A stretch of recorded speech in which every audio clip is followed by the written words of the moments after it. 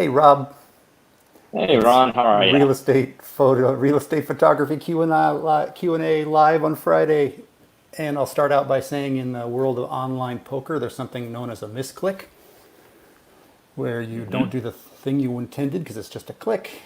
And for 2 weeks in a row, I didn't seem to hit go live or it didn't click or something. So here we are, we're live just a couple minutes after with Rob Moroto, the future host of Rob's Oh, Gems. I think you hate that term, but and I'm Ron from the Photomatics team, and we're going to answer and maybe even ask each other some questions if they come up, and do some demos live. I think this week we have on cue to do some live editing of photos from, well, I think from the bracketed state all the way to the end. But let's see what Rob has to do. let's see Rob's what going we to do can our get through to. Yeah. Rob's going to do our demo because Ron's machine is waiting for its big brother to show up, or little brother to show up there or something. So we're just giving a few minutes for some people to come on, and I know there's a couple questions that I got ahead of time that we can start with. Hmm. I see Yeah, let's take a quick look here. I see a What do we Justin got? in the back room. So Justin, if you want to come on, just make a comment in the comments. And let's see. All right, just the housekeeping stuff again while we kind of let people come on and mention a few things, because this will be recorded as well.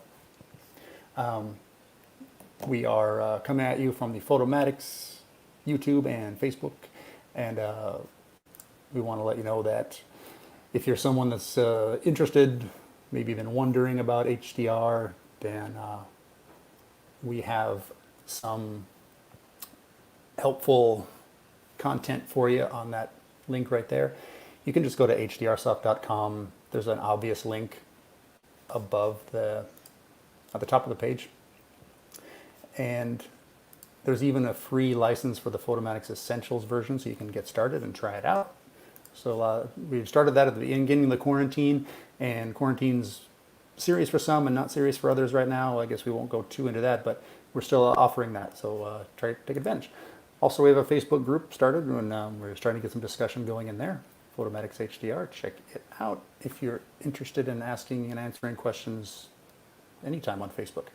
Okay, and if anybody has any comments about if I'm really loud or really soft, please throw a comment in there. I don't know. I Hey, hear you perfectly fine, but then again, I've got my volume turned when way I up on my AirPods yeah, here. So, when I hear us recorded, then sometimes I'm really low. So let us know in the comments just early on, so I don't sound low the whole time. And hey, Justin, try to comment in the public comments. He says, happy to be here, learning how Photomatics works and compares to Lightroom. Oh yeah, in fact, we use Lightroom. Rob and I, anyway.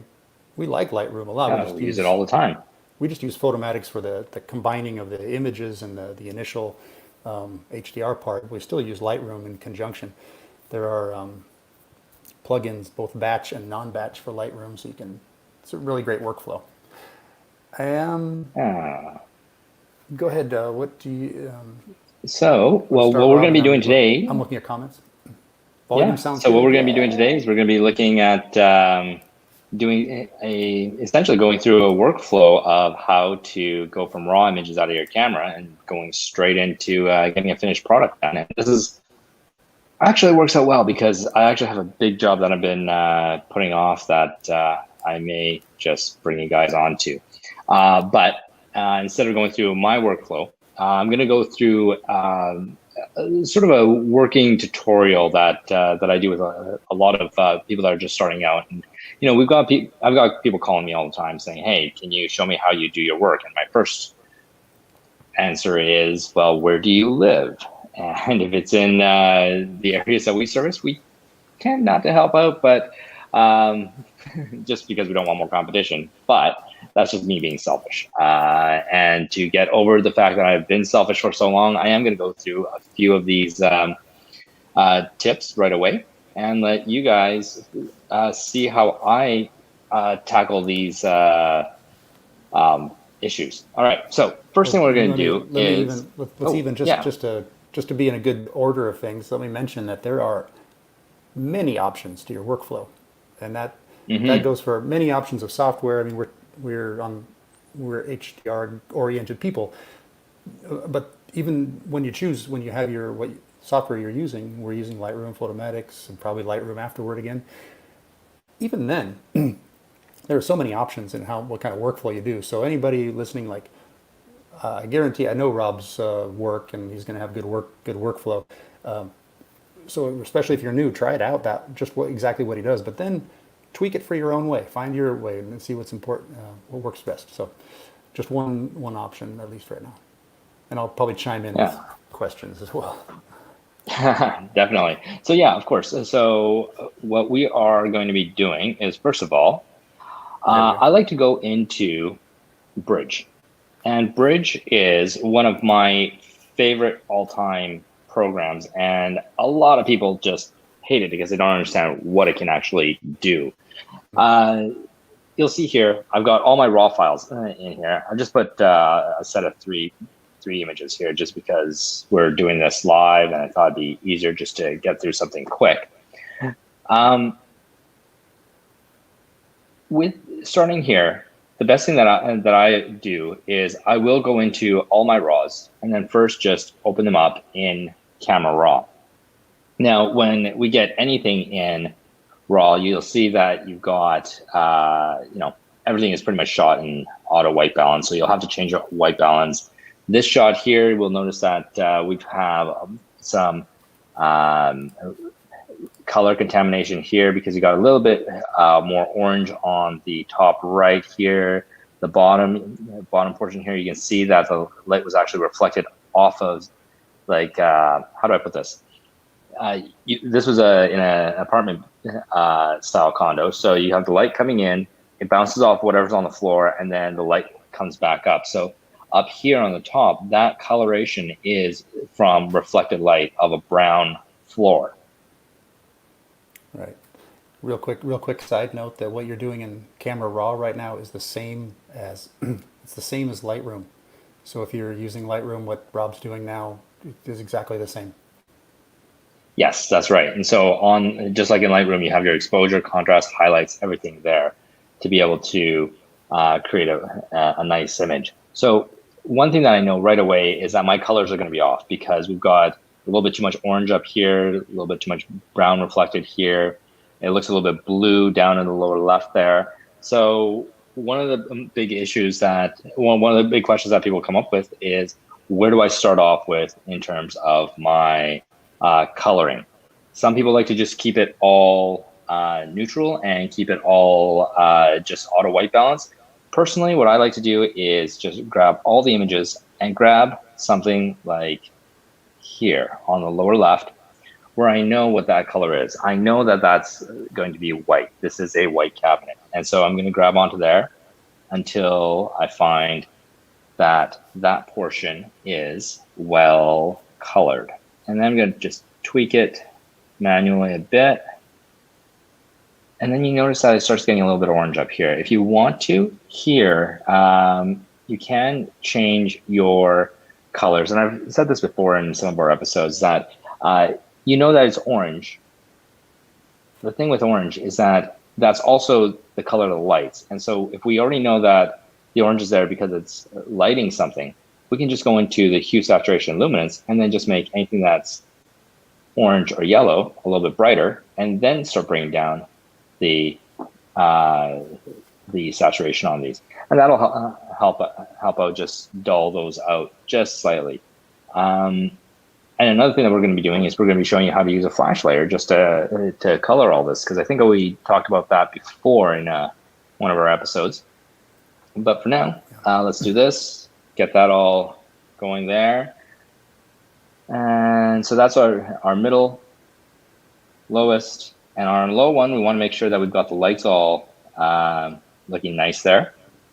And then we want to get into our highs. And so I did this as, what did I do that? 1.5 stops apart?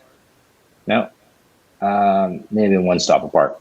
And then we get our highs, and then we get to see all the nice detail down here in the shadow areas. So those look good. What I'm gonna do is I'm gonna grab all those. All the changes have been done to all of these, so great. We're going to then save these, and That's a I'm going good to time to save them. it's a good time to set the lens correction if it's not automatically set. You're absolutely right. I didn't even think about that. That's one of the tips I like to give a lot is to really be deliberate. Like Rob's doing a seriously thinking about the raw conversion before saving them. Hopefully to TIFFs would do what I would do. There we And go. yeah, you could probably You're straighten at absolutely this right. point. Yeah, do the Well, actually, I'm transform not going to state. straighten at this point, and I'll show you Okay. why later. Okay. And It can be done afterward. I just it's one of those things where I've kind of in that habit. But there's an yeah, example of the workflow can be done in different ways. exactly. So I'm just going to save all these here. And yes, I am doing a TIFF. I'm going to be saving it in ProPhoto RGB, and I should be using 16-bit. That'll keep a lot more of the information. It is going to increase the amount of space that you use on your hard drive. So just keep that in mind. And especially with these files here, these are files from my 5D 5DR 5D SR, the 50 megapixel one. Really big. The Yeah. one So these are all just going in to take a little bit. just in the just to make this kind of two people's advice and back and forth. Again, these options are completely what you want to do. I usually use the 8-bit TIFF just because they're just about to get combined into an HDR anyway. So the Hmm. amount that you lose there, I don't think is. It always depends on what you're doing, but especially for real estate, we're never going to be challenging the quality levels at the resolution size. So anyway, if you want to save Oh, of course. some hard drive space, then 8-bit's fine. Either way, you can just eliminate these intermediate TIFFs later if you want to anyway. So Exactly. And the thing with yeah, I forgot to mention that this is actually a shoot that we did for one of our builder clients. So that's why we're doing it at the 50 megapixels, and we're doing it at 16-bit. You're absolutely right. When we get into something for our realtor clients, we're going if I'm shooting with the 5DSR, then I set it down to the medium raw file size, yeah, which takes it down to around 28 megapixels. And then you save it as 8-bit, and there's usually only 3 brackets because, well, we don't and need that that's gradation in still between. way too big, the 28 megapixel anyway. So you're totally fine, future proofed, and Hmm.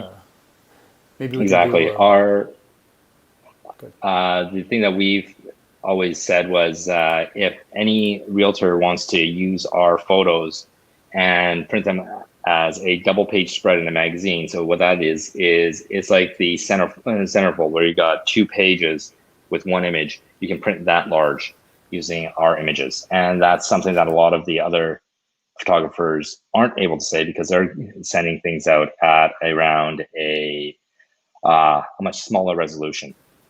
Yeah.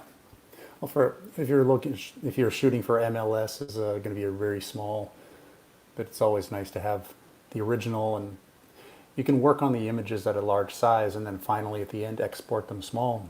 That way, if you do want to use something for another purpose, someone wants to pick it up for real estate magazine or something, then you have the image. Exactly. Now, typically, what I would do here is I would just open this up as a batch my bracketed photos, and then apply a preset. However, just for the sake of education here, what I'm going to do is instead I'm going to load some photos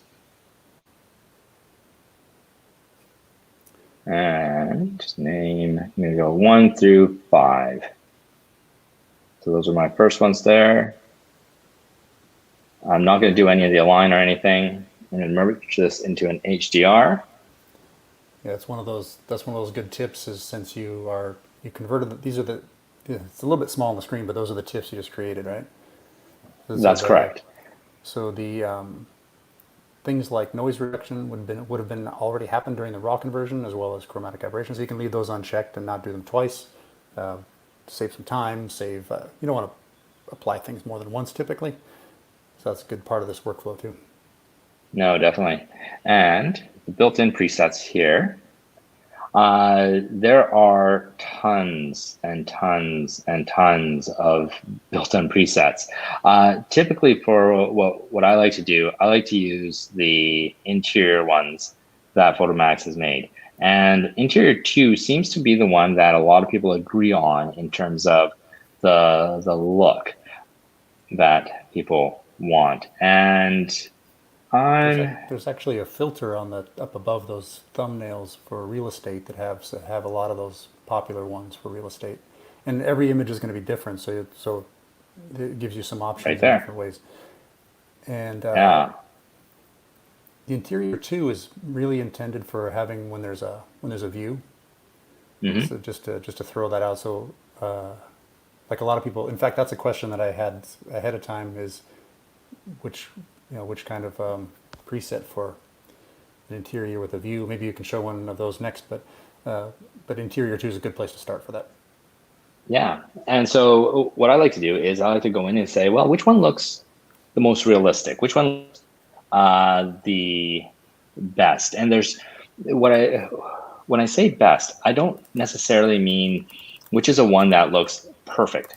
What I'm looking for is like, for example, if I'm doing this for a realtor, maybe this one, interior 4, interior 3, or just interior may be good because they may want that more contrast.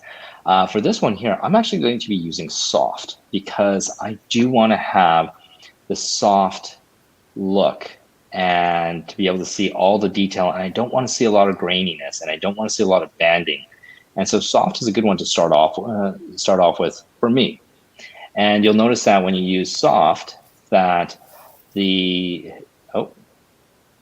it is. That looks fairly flat, and that's kind of the look that I'm going for with this image. I want a fairly flat look because afterwards I'm going to be adding in where I want people's eyes to go and highlight those portions. So soft seems to be a good one there.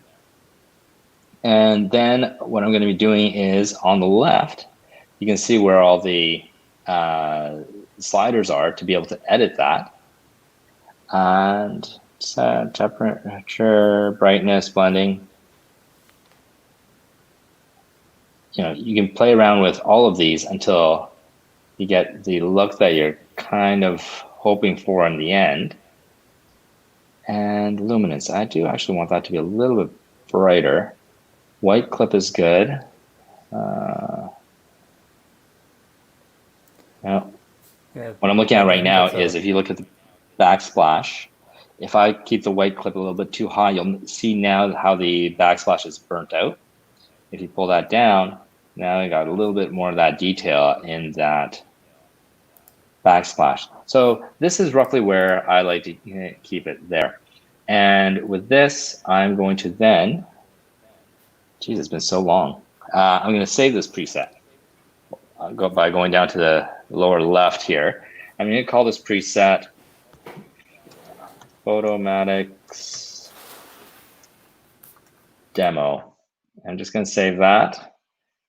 And from here, I'm actually going to just close this because I've done exactly what I wanted to do. And that is to create myself a template that I can then use to batch the photos. So next I'm going to go to batch photos. I'm going to select my folder with my HDR images in it. And remember, we did 3 of them. So I'm going to put those in. We're going to merge 5 images together. And then I'm going to use this one that we just saved called Photomax Demo. So presets in category, Photomax Demo, that was the one that I just created. I'm going to put it there. And I'm still going to save it as a 16-bit when we look down on the lower left here.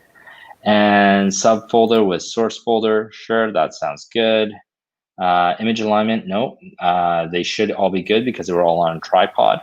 Ghost removal, there's nothing moving in this shot, so I don't need to do that. Noise reduction, no, I don't think we need to do that either. And from here, I'm just going to go and let that run. Hopefully that wasn't, hopefully I didn't go too quickly through all that. We can go back and pause and look at it later.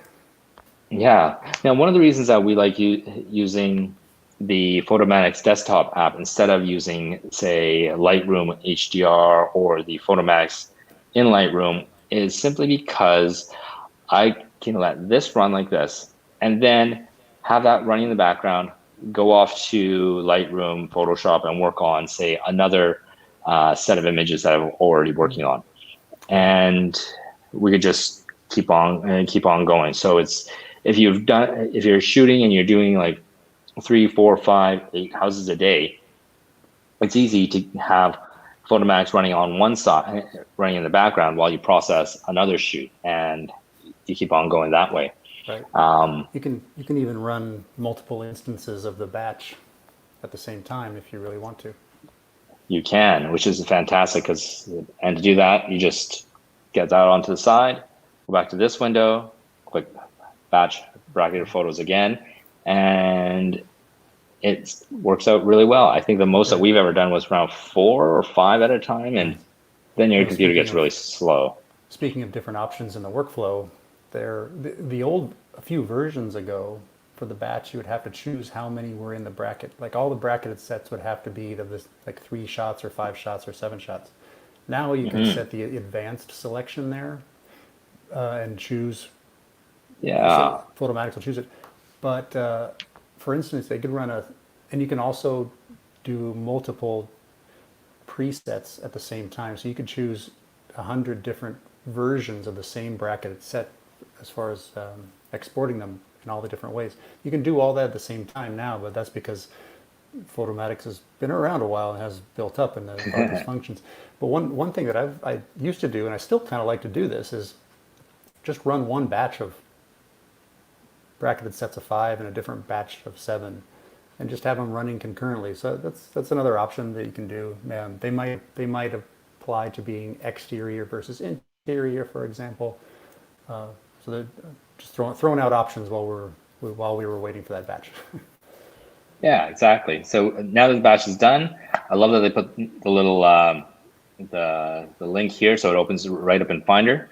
I'm going to grab that, and I'm going to take that as well as I think we were also, let's see now, pull that into Lightroom, just throw it right on top of that icon. And then I'll open it and import that right away. Just jumping in real quickly again. Herman, he says he wasn't able to get. I think what he means is Photomatix to work with Lightroom directory. For that, you would choose the bracketed ones, right-click and go Export, and you'll see Photomatix Pro there. And that would be how you export a set directly within Lightroom. Yeah. Okay, so the next thing that I've done is I've also taken these and I have made, taken the photos and shot them with a flash as well. So I'm going to take those flash shots and put them in. And I think you can still see all this, right? Yes. Okay. So now what we have is we have our this shot where we shot with a very diffuse flash, and then we've got our HDR. Now you notice the difference is that the HDR shows more of what the lighting is like, and the flash one is just flat and boring, but the color's all right. So between the two of those, I'm going to take them, right-click, edit in, and then I'm just going to open these up as layers in Photoshop.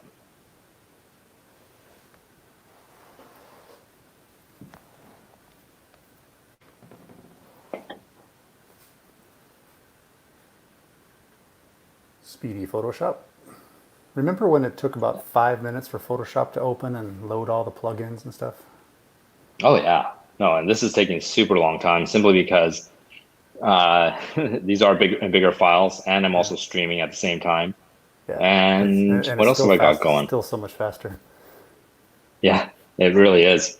Okay, so here, now that I've got the flash layer on top, all I'm going to do is on the lower right here, and I wish I could figure out how to make the zoom a little bit better, is to go from there, and where it says normal, go all the way down, and you can see what each of these does here. But if we go all the way down, there's one that's called color. And so you can choose that. Then what it's doing is it's going from that to that. So it's pulling the luminosity of the HDR layer, but then we're just putting the color of the top layer. And now all your colors are correct, and it's using all the HDR from the bottom. Now your whites are whites, blacks are blacks. The wood is Exactly. the right color. Yep. Now, the only thing that I don't like about this is that sometimes what it does is it gets rid of the character of things like these light bulbs, which are they're Edison bulbs, right? So with Edison bulbs, you want to see that they're orange, because right now it just looks like they're washed out. So for that, what we can do is go down here, add a layer mask onto our color layer, B for brush. And then down here on the lower left, you'll see what color is on top. Right now, my foreground color is white. We're going to change that by pressing X to make that your background color. And I'm going to just put, draw on the mask with black, and that just brings back the color. This is also a great way to do it if you have something like fireplaces. And if you shoot fireplaces and do this technique, then all of a sudden that fire that's in that fireplace becomes really white and gray and doesn't look very good. So, just mask that out. And then the last thing that we do with these. Layers and masking is just such a great tool. And then getting introduced to blend modes really changes things too. That's what Rob did that's what you did when you chose color. That was the blend mode. That's right. And so from here, then we just add back some of the contrast to where we want. I like the contrast right around here. I do like to have a little bit more brightness, but not in all places. So essentially, what I'm gonna do is I'm actually gonna create another brightness and contrast layer. I'm gonna brighten that up there. But notice here, I've got that mask on there. It's white. I'm going to go Command I to invert the mask. I've got my brush still. And from here, I'm going to press X. And what X does is it flips your foreground color and your background color down here. So X, X, X. You'll see how the black and white change. Okay. So now I've got the white on front, so that anytime I click on that, it starts to bring that color, that brightness through off the mask. Yeah. And that is a simple way to get an image to this point. Once you save it, it's going to bring it back into Lightroom.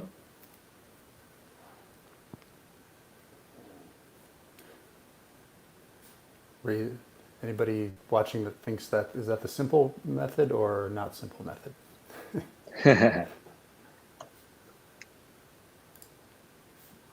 Now in Lightroom, what I would do is I would go down into the transformation there, put it on full, and that will straighten out all the verticals and horizontals there. If you'd like to add a little bit more. Bugging me the whole time.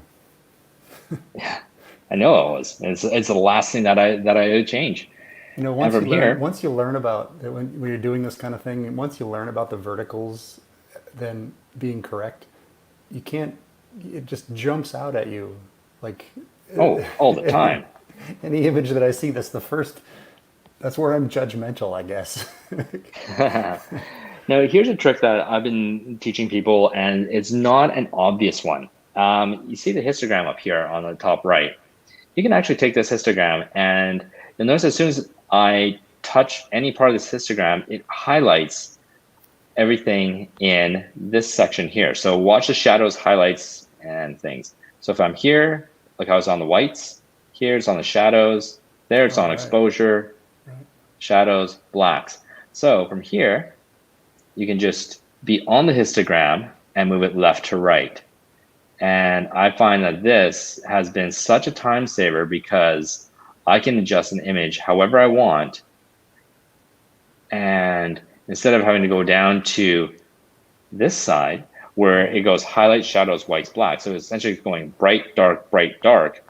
I can go at it all at once just using the histograms. You know, one of those great tricks, maybe you can do that really quickly, is holding down the Alt key and hold click on the whites slider, and then you just move it up to the right, up until you start seeing something, and then back it down just until you don't see right there, like right until there. Yeah. And that brings up, and then your whites are maximized, like if you use the full histogram. And that's something I usually do a little bit earlier, like right after I get my combined images, combination of the bracketed images. I usually do that with white and black, and that gets me, again, many workflows. That gets me a significant way there, and it would probably, like if you did what you did with those layers with the brightness layer, it would probably require less, you know. Oh, definitely. Maybe we'll do another talk about curves later, but I just feel like it's so granular that it's hard to demonstrate really on a screen share like this. But using curves for this purpose too, for many images, is a great option as well. Of course, and for a lot of people, what my staff do is if they've got an image that looks all right, but they want to feel darker, we just grab it straight from the middle and pull it down to make it darker. Yeah. Nice thing is that if you just pull from the middle, the tops and bottom actually stay there. So your highlights aren't going to get more blown out. Your darks aren't going to get more blown out. And you can keep on raising and lowering this until you get to that right brightness point where you feel that it feels natural. If you guys want to do some more artistic stuff, you can actually go in and just start using the different color layers too. Which, for real estate doesn't work very well. But if you're doing something like an old-timey look, or a Fuji style, you could do a Fuji style really easy, right? Like one of the things that I've been doing is stuff like this, where you take the blue curve and you increase the bottom half. And now this versus that just makes it look that little bit old time. Right? Yeah, there you go. So, yeah. The curves, and granted, my knowledge of curves is not great. However, the more I try and use it and learn about it, it's so powerful that's kind of a real estate photography, or a photography tip in general, is if you really want to just get a fresh perspective and open up new options, really dive into education things about curves, just free on YouTube, for instance. I was watching somebody's, I wish I could remember who it was, but there's new ideas out there with curves, and it's very powerful.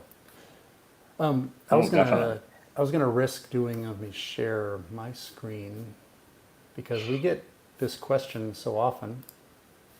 If anything crashes, I apologize ahead of time, because I'm having that happen kind of a lot. So it's a little risky to share, but I am doing the broadcast, so if anything happens, then this might end. We'll blame it all on you. It might end abruptly because we just disappear. All right, so we get the question about the windows all the time, and again, many options.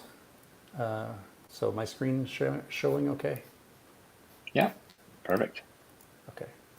Yeah, all right. So this is a hotel room. I just grabbed something that I had handy. It's not really a real estate, but it's the same idea, right? And so the room is pretty dark, and then the window is not that big in the room. Like, it's not one of those great room with tons of windows, and that's going to be a challenging situation. So first, make sure to shoot it really well. Forget all that stuff people say about, I took my 3 shots, how come I'm not getting great results? Well, this one required more. I just loaded it. I noticed I had 4 shots, which I know is unusual, but I probably took 5. This is a few years ago. And they're 2 stops apart. So I'm covering 8 stops. And so there's, first of all, using the real estate filter up on the top right is a good place to start. You can start with this, the realistic, or you can start with interior, starting out a little bit dark, but that doesn't mean you have to take those results. We can pop up brightness and still maintaining the window. So already just with a couple of clicks, we're pretty close to there, right? I can bring the highlights down, shadow areas up. And one of the tricks I like to show, like this window is a little overexposed, I would say. I think we're looking pretty good overall for that stage.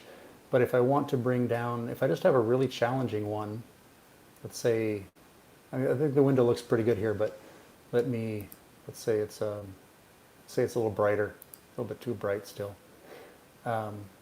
Brush tool. I can just really quickly go here in color settings, brush tool, turn the brightness down and just make the brush a little bit bigger and just paint it in real quick.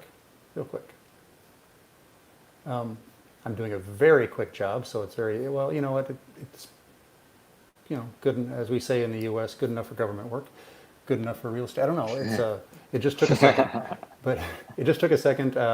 I can turn on detect edges to make sure it doesn't go over into the drapes, stuff like that. So that's just a good trick I want to point out is I really like that when the windows are really challenging, then that's one of the things I go to, just right there in Photomatics. It can be done at other steps as well, but we had a couple questions ahead of time, so I thought I would throw that out there. I'm going to clear all those brush strokes, bring it back, because I want to also encourage people to try different types of processing. And for instance, there's this one called Tone Compressor that I sort of rediscovered at some point, where I feel like it's just photographically very easy to get photographic results. And so here's one that's kind of mild, like I would say it's pretty contrasty, yeah. But again, those are all the decisions we can make. I can even... the nice thing is it looks very realistic and what we would actually see. Yeah, exactly. You want what your eyes see. This part is opinion, is that you want what closer to what your eyes see. I'm not big on the obvious cutout windows, although I know that some clients want that. I get it, but that's just not really what I do. But I wanted to just encourage and say that there are so many options and so many looks, so to speak, from fully realistic to, yes, you can go crazy if you want to. Yeah, so I just want to point that out. No, definitely. That is the one thing that... If there's any follow-up questions in the comments, we can do that. We can go over that. Yeah, one of the things that we always get is we get asked, well, what makes your photography different from this other guy's photography? It's just photography, right? And the answer is no. It's like saying, hey, you're a restaurant, you guys are the same, right? Yeah. No, there's a whole lot more that goes into it that a lot of people don't recognize or appreciate. And that's one of the things I like about doing this, is that we want to give people the options to create their own look. And your look might be very different from what I like to have my photos look like. But I think we're all getting to the same place. We're all trying to make real estate look really good so that things sell for people. There are photographers out there that go anywhere from, sometimes I'll pick up a flyer just around the neighborhood, and I can see the photos that I can tell, because I'm into this, that they did a batch process in Photomatics, and I can tell you what preset they used. But that's what they did. They used the batch process, and that was their finished product. Now, I suppose they didn't get Yeah. paid a whole ton for it. If they did, then I want to talk to them. But and then I think, and to use Rob as you're an example of the other end of the spectrum. You're going to do what it takes to make that image there. Through the weeks we've been doing this, I see very unique images that are. I would even say they're outside of the real estate realm. I would call them architectural. Usually, some of the ones you've been showing, because they're unique and they're beautiful. And so you have this huge spectrum. My own real estate stuff, again, when I was doing it, and I'm kind of slowly revamping that now, is something pretty much in the middle where I would do a lot of automatic processes, but I would touch every one myself, and I would do at least some very specific edits. And it all depends I on agree. the client, depends on how regular they are, what they want, how much they're paying. All those things go into this. And so I know a lot of people that ask us questions on this usually, and I haven't seen anybody asking, "Hey, I'm new to this. What do I need to do yet?" But if you have any, let us know. And that's one of them, is to kind of figure out where you're going to place yourself and what you're going to deliver and how much you're going to get for it. Exactly. And There's and there are photographers out there right now where they actually use the in-camera HDR settings and yeah, let the camera process there and use the JPEGs straight out of the camera, which I guess if you're only, if you're not charging a whole lot of money, then it's worth it. But what I find is that, yeah, if you take into consideration the fact that it will take you half an hour to drive out to a shoot, park, get your gear out, start shooting, and then another half hour back, there's already an hour invested into that. And so if the amount of time and effort that is placed into doing the actual work gets paid less, then I don't know. I like doing jobs where, we're getting, like, I'll be getting $1,500 to $2,000 a shoot, and then that half hour there or back doesn't seem like a big deal, right? But if I'm doing that, say, for $50, then, or $100, then yeah, that half an hour there, half an hour back, essentially you're paying yourself to drive. They're paying you to drive somewhere, right. and they can't expect the quality of your work. So There's I think you do have to. I, I'm gonna go off in a little bit of what I've been thinking about. This is a little bit during the just this quarantine era that we're in right now. It was the middle of August for anybody watching us later, and there are so many changes coming up in the world. Very significant ones that I don't think most people, while they're worried about important things like distancing and, in my case, the schedule of getting everything done. We're homeschooling and working, and it's just impossible. We're worried about Yeah. very important things, but not realizing all the changes that are going to happen in the world.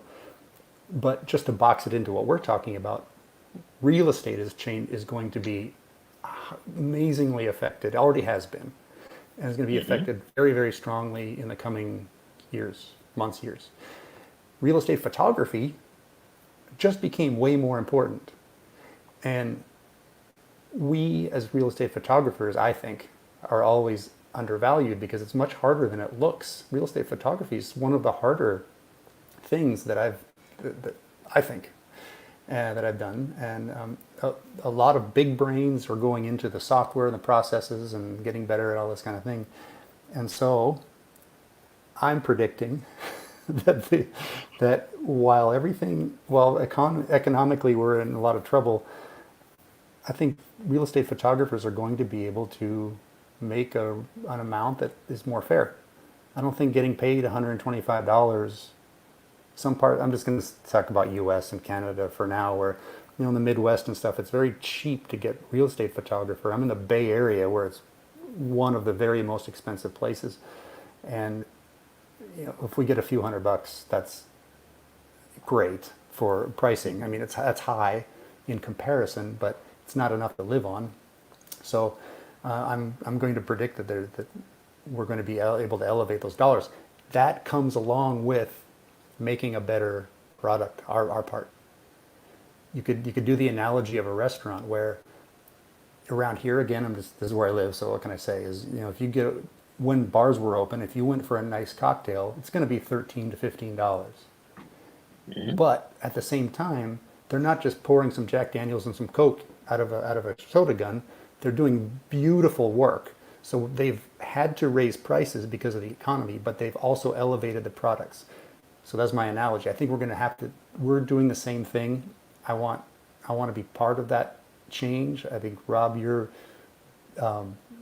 sharing all of this kind of secret sauce, or what do you call that? Insider. What do you call that when the company owns the information? What's that called? The proprietary information. You're kind of sharing proprietary information, and I believe in that. I've been doing that about my own 360 specialist, and I've been doing that, and I think we're elevating it is good for all of us. So that's my prediction, and that's my rant. Thank you very much. Yeah, no, I agree. It's I heard one of my old bosses use this great quote, and he said, I don't even know who the quote is from, but he said, once you make it to the top, send the elevator down. And to go pick up more people to bring them up. Exactly, and it's that's always been a philosophy that I like, and I'm happy. I'm in a very good place from a business standpoint and family and everything. Like I'm content. There's nothing much I could ask for in life, and so yeah, it's time for me to give back and send the elevator down. I love it. So I love it. Hey, speaking of which, Justin just had a great comment here. Mm-hmm. So for a high volume shooter who shoots houses in the 300K to a million, okay, and you have to edit video on top of that. Jeez. All right. So the question is, how much time do you want to put into it? And because of course, how much are you charging, Justin? Maybe because the amount that you charge has to be equal to the amount of effort that you're putting in. So, for example, if somebody said to me, I'm going to give you $100 to shoot this house, and I had to do it, I would say, well, automatic batch process, and there you go. Not even that. Oh, not even? I charge out at $125 an hour. So that means that I've got 48 minutes. And that means that if the place is right next door, I can put 48 minutes into actually shooting and processing. Mm-hmm. If it's 20 minutes away, I have 8 minutes to shoot and process. And so what can I shoot and process in 8 minutes? And my answer is, I've got this fabulous iPhone. Right. So there's that portion of it. But if we were shooting it in a place where, so for example, okay, and Justin just put up his pricing there, which is great. Thank you. If this is for, are you in the States or are you in Canada? Just looking at the snow behind you, it looks like a Canadian summer. Got to be Canada. We're like Canada Talk Live. We are. We really are. So for a small property, $125, you're probably looking at around, I don't know, $125 for photos under 2,000 square feet. You're probably looking at giving them around 25 photos. I would probably just run and gun it and do HDR 3 shots. I'd probably take it. Nashville. Let's see now. You got snow in Nashville? So, yeah. Oh yeah. I mean, there are. Well, Justin can tell us. I don't know, but I believe there are. Mountains. Okay, so I believe it would be. Well, if the value of the houses are up to $1 million, then yeah. But you know what? 125 for photos. Great. Okay, so 125 for photos. You still got around. Let's see now. Maybe charge out around say $50, or if you charge out at $50 an hour, or $60 an hour, or that's what you want to pay yourself. Then 30 goes into driving there. You're losing around $60 based on that. So you have around an hour's worth of work left. So what I would say is you probably want to take it so that you've got half an hour on site shooting, half an hour processing. And if you're doing that, then what I would recommend is probably just do 3 shots on 3 shots. Depending on which camera you've got, we've been doing this with the 6D Mark II. You can push the raw files quite a bit on that thing, and if you're using a Fuji, you can do it even more. But I would do -3, 0, +3, and pretty much everything. Set that as your C1 or C2 on your camera, and then have we do it with a diffuse flash. Diffuse flash every place, merge them, and you're done. I would agree with a lot of it, and I'd add and change one or two things. But one way that HDR might help the whole thing is if you just regularly are just shooting lots of dynamic range, like taking 5 shots at 2 spacing, for instance, so you're just always covering all the range, your automatic results will improve. So if you're doing batch and you're hoping just for the automatic results just because you don't have the time, is you can actually get improvement just by doing that. So there's just a little trick. It won't work all the time, but it'll help. And the other thing I was going to say is, what about thinking of it, like Justin, we're just going to pick on Justin here. Do you usually have the same client hire you for the video and the photos? Because now you're talking about 275 instead of 125. So can you kind of think of it as a package, like you're putting a little more time into one or the other, but thinking of it as it's worth to go out to the property, because now if you're doing the video and the photos, you're going to the property, so your drive time and all that is just happening once for both things, so you're saving some things there. And just think of it as a package. I've been doing that now. I've been putting together my sales stuff and selling things as a package. So I'm promoting photos plus 360s, because I'm a 360 guy again. I'll keep saying that. And then if they want to add on video, if they want to add on Matterport, etc., they can do that. But that way I don't go anywhere for less than $450. But I'm getting them in the Bay Area, so keep that in mind. So maybe you can think of it as the packaging. And then I believe, Rob, you have recommendation for how to edit video quickly and shoot video quickly, don't you? Well, strangely enough, okay, so we do video for our realtor clients. We do 2 types. We do the standard type, where of course we have 2 guys with, I think they have the Sony A7 III. So the Sonys are great for shooting video. Lately, I've been shooting a lot of video on my Fuji X-T4 because the IBIS in that is fantastic. The follow focus for the face detection is great. So I've been using the Fuji, and it's nice in that though it can shoot f-log, it can also shoot very, very nice. The film simulations on there are just fantastic. So we actually just don't shoot with it color corrected at all. We just shoot straight out of camera, and instead we just set white balance before we shoot it, and then there's pretty much no editing other than putting the clips together. But that's when we actually use a pro camera to do things. When we don't do that, I use this. That's what I was gonna say. We've got the iPhone 11 Pro. We've got a app that's called Filmic Pro, and we've also got a Osmo Mobile 3 gimbal. And so we've been doing real estate videos with just that, and we can actually shoot it on that, edit on it, and send it out from the iPhone right when the client is there. And we usually get a 3,000 square foot house done in around 30 minutes, shooting and processing, processing, editing, and sending out.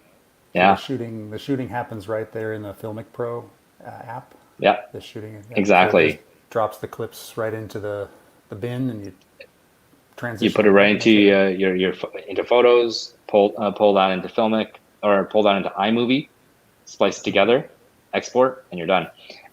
We do have some other tricks to make the intros and outros a little bit better. There's a couple of apps that you can use to make really cool clips.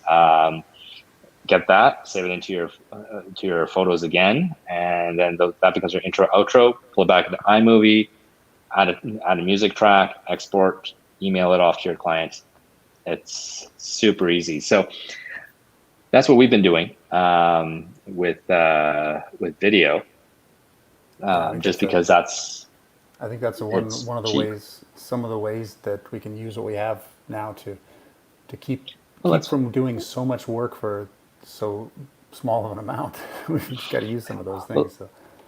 And let's put it this way, technology is getting a lot better. So if you think about the video camera in this versus like the Canon 5D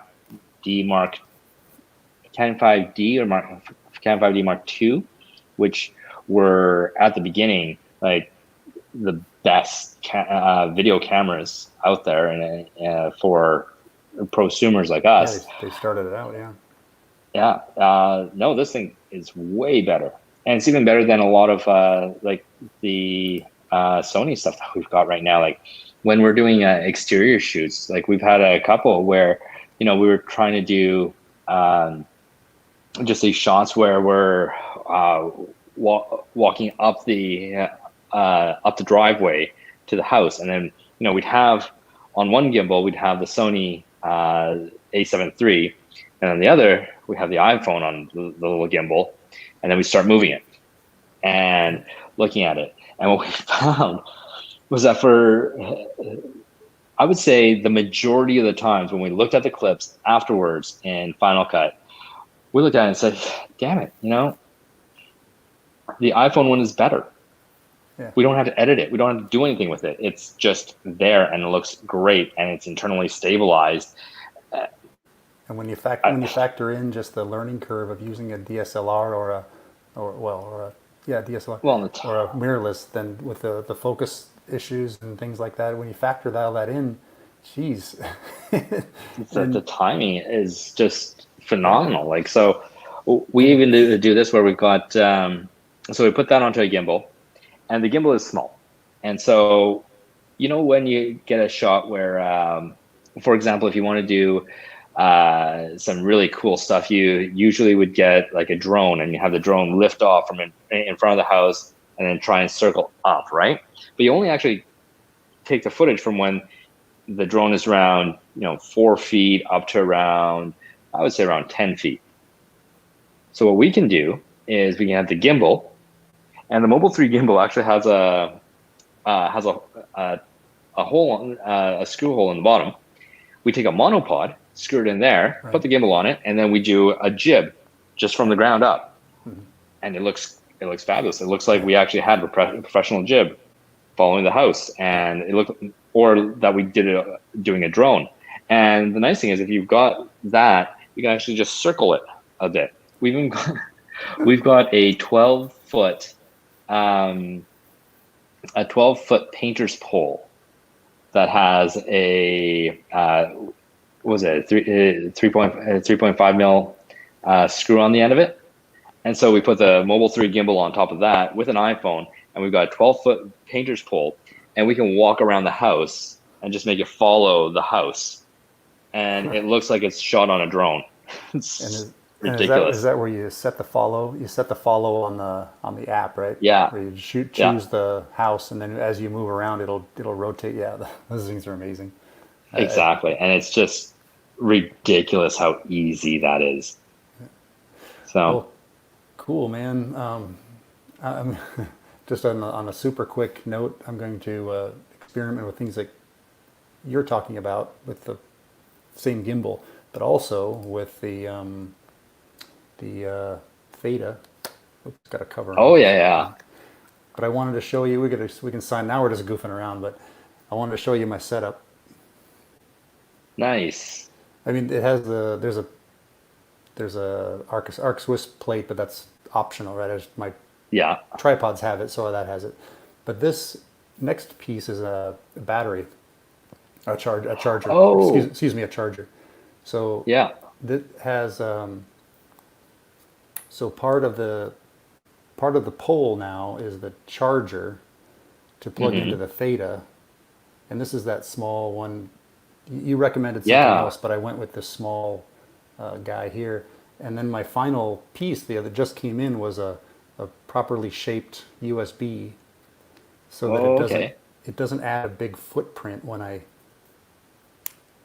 don't know Plug how it to show in. this when I plug it into the charger. Yeah, because Yeah. this camera is going to be looking downward as well as everywhere else, so it Yeah. can it The won't smaller and further away the footprint, the better. right. And then I can plug in Uh, and keep charging, so there'll be enough charge for like a Matterport or whatever. So I thought I would share yeah. that little setup. Looking forward to That's really great. diving into that now. Things are with all these changes that I'm doing anyway. Things are happening slowly with house hunting and stuff like that. But at any rate, Hmm. getting there. If anybody wants to ask next time, we'll sign off here. But if anybody wants to ask next time about the 360s, by all means, let us know. Yeah. Now, All before right. we sign off, Yeah. we've been doing this for an hour now. So it typically from now on, we just start rambling and then we just ramble on. But if anyone has any questions, please put them in the comments now Yeah, we'll be. Yeah, and go. we'll give it just a minute. In the meantime, robmoroto.com, or let's Hmm. see, your business is this one, yeah, calgaryphotos.ca, Hmm. and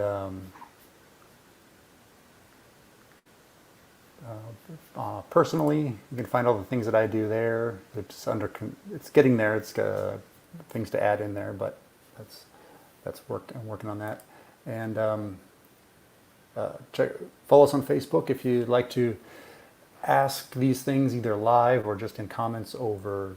Well, we're not on, of course, and the other thing is try. Well, I have my little links here. Like I said, you can go to hdrsoft.com, and up at the top there's a place you can get some free license for Photomatics Essentials still for a while. And but in general, you can go to hdrsoft.com and go to download and try out anything. All the trials are free. And anything else in the housekeeping area that you can think of? Not really, but if anyone wants, like we had a couple of, we've had a few requests saying whether or not we can help people learn how to do real estate photography, create workflows, and if you guys would like to have a one-on-one session with us, just send us a DM and let us know, and maybe we can help set you up and go from there. Yeah. Right. As a matter of fact, I have someone for you for that. That I guess my email didn't go through because I checked for. Yeah. Me and email don't really get along that well, but I'm going to give Tim a call because I've got somebody for you for that. Oh, awesome. Oh, I think we just lost there, Ron. All right. But yes, if you have anything that you'd like to send us or have any questions, by all means, let us know. Sorry about that. I swiped the mouse and it took me to another page. All right. Well, Ah, let's. gotcha. I'm glad it didn't end this thing though. All right. Well, let's wrap it up and let's get back to school because I'm going to be doing phonics and Fun. and then I'll check for messages that people are sending us Yeah.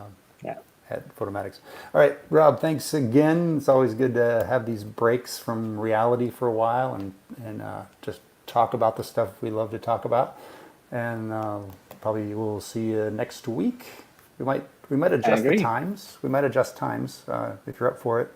I know so many real estate photographers are really getting back to work or always have been Hmm. working. So we might do something in the evening or try something different. But Yeah. thanks.